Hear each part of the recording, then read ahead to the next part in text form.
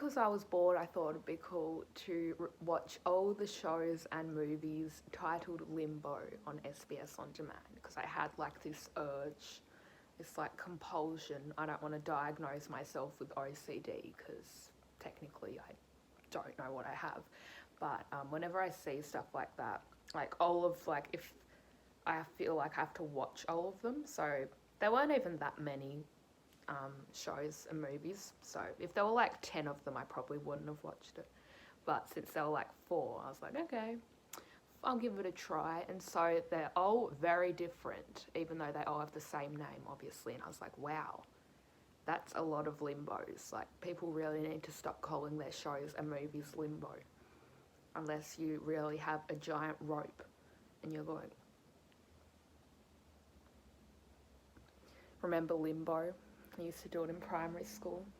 I was so good at it. I actually can't confirm that. You have to hear it from someone else from my school. But from what I know, I was good at it. But anyway, back to the show. So the first Limbo that I'm going to be talking about is, because that was the first Limbo that I saw, was the Swedish Limbo. And it was very dark and very sad. It's about three mums.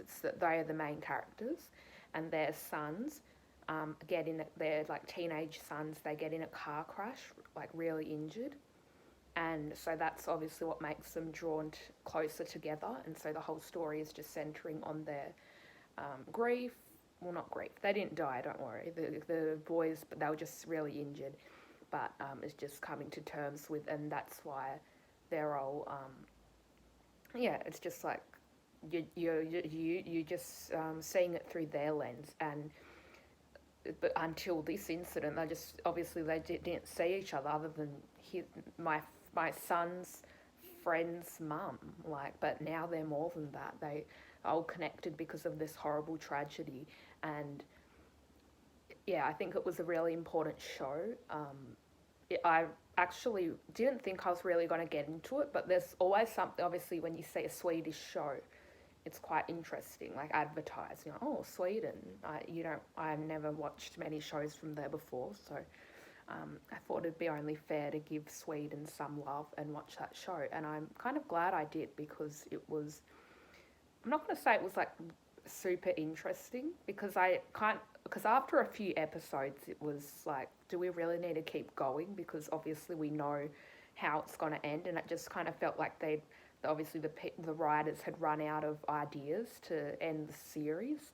So if there was a season 2, I don't really think it would be needed, because I think the story is best they're just left, because the boys are okay, like, there's nothing, that in the end it's sort of a happy ending, I guess, and I kind of forgot the ending, so, and I watched it only like a few weeks ago, and I'd already forgotten, so I really wasn't actually paying attention towards the end, because that's how boring it was, no offense, but yeah, all in all, yeah, if you wanted to, like, if you were about to go to Sweden, and you wanted to amp up a bit of your Swedish vocabulary, maybe watch that show, but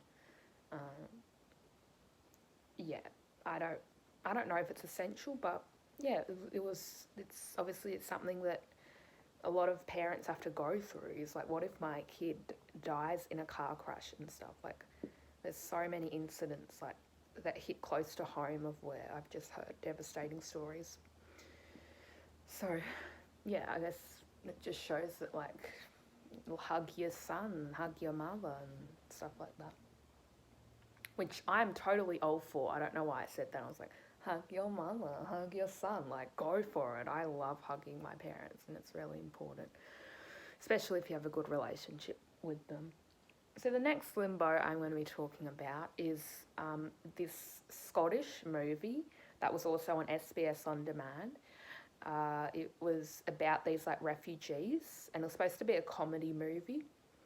I actually couldn't find there was nothing really funny about it, to be honest. Like, the start of the film was obviously very humorous. It was about this, like, there were all these, like, African and Indian and Middle Eastern refugees watching, like in this community centre or something, and they were watching this woman mime something, and I guess that was supposed to be funny, but I couldn't really get a laugh out of me, unfortunately, and I feel really bad when that happens, like when I know I should be laughing at something, but there's just nothing there that makes me laugh.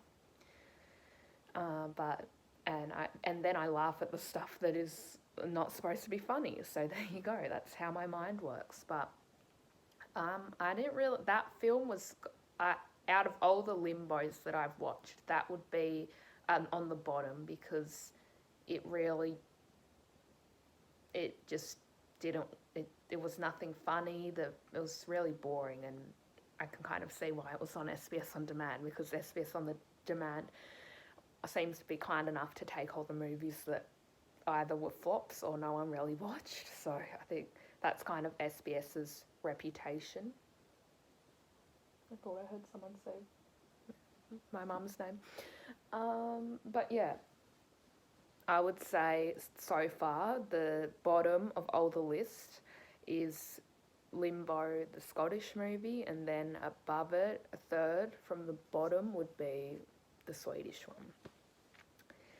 And then I watched a movie, the other two Limbos I watched on ABC iView, which is Australia's, like, the taxpayers pay for that station, so it's like there's no ads, though that's quite good, I guess, but it does mean that we still get a lot of bias, and so it's like, should we really be paying tax for a station that isn't really honest with what they put out?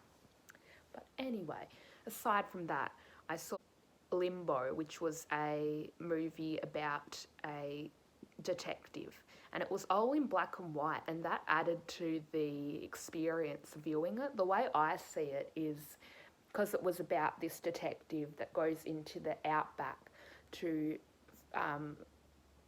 carry on a case about a missing girl, Indigenous Australian girl.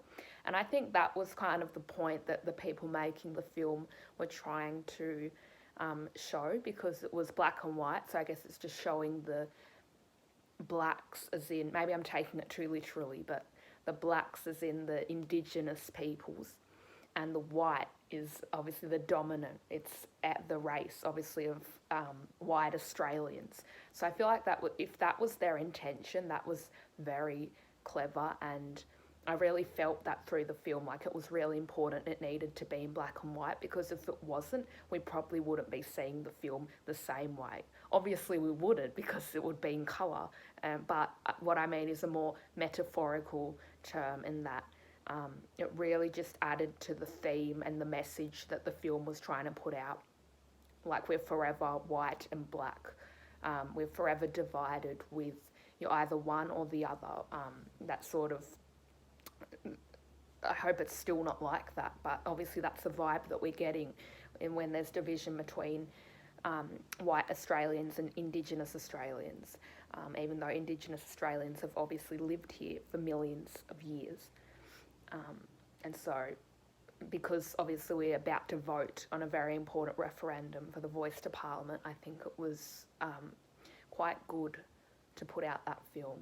And the main character guy, he could have been Walter White.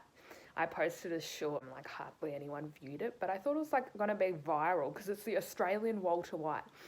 Because the girl even proved it. But here's the clip. Never say you're a cop. You really a cop? Yeah. Well, you don't look like a cop. What do I look like? A drug dealer. It's like, see, this is just that kind of cracked a smile on my face, even though it probably wasn't meant to be, but funny. But it was still like a nice. It was a very serious movie, but it still had those sort of cute little moments shared between the detective and the kids, and yeah, it was very special. And so I will have to reveal what I would rank that one after this one. So the final Limbo that I'm going to review is the TV show In Limbo. It was the ABC original, and I first saw it on when I was just watching TV with my dad, and I was just like a random episode, and I didn't need to be familiar with the show because I saw it and I was just like, wow, that's actually really funny. No. She must have something in this shit box I can change into. You look great. Where do you even wear this? How can I help? Oh, let me guess, alone for a trip to Carnival. My sister's husband just died. Oh, I'm so sorry. Eyes up here, Susie. They said I need to prove I'm the executor of his estate so I can unfreeze our joint account. Of course, I can reactivate it now. I just need to remove your dead husband from the account. Right this way. I'm sorry for your loss. Thank you, Susie. And it was quite confusing at first because this show is like, when it's shown on the app, it's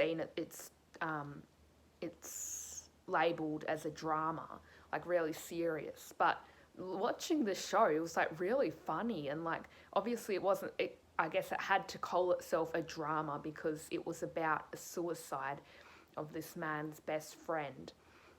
And his ghost, after he kills himself, the man's friend he feels like he sees his ghost, and they like kind of communicate with each other, and it's obviously very funny banter. And so I looked into it, and the people writing the show said it was the man who played the grieving guy who'd lost his best friend said he looked at his script and he was like, wow, am I really supposed to laugh at this, or am I meant to cry? So it's even confusing for the cast members involved, because I feel like that shouldn't stop ABC from classifying it as a comedy, or they could just say a comedy drama or something, because that's like Afterlife. Like obviously he didn't kill himself, but he wanted to because his wife died of cancer. So but it still had really dark comedy and really funny bits. And so I guess that was what this was trying to portray, this show. And it worked quite well. And yeah, they were really, like, the people that wrote that show, I think they're really clever, and there was a lot of touching moments, and so I would probably have to rate that first on the list, then followed by the movie Limbo, about the Indigenous girl. So that's all I've got. So in case you need a refresher, first one is In Limbo, second is Limbo, third is Limbo, the Swedish TV series, and then fourth is Limbo, the Scottish film about the refugees. So I hope that makes sense. So if you live in Australia and you have access to those shows, go watch them. They're available, just get the app SBS On Demand or ABC iView. And if you don't live in Australia, well, I really do hope you can one day watch the Indigenous movie and In Limbo, the TV show, because I think those are really both important shows for our time. Okay, thanks for tuning in, and stick around for more reviews.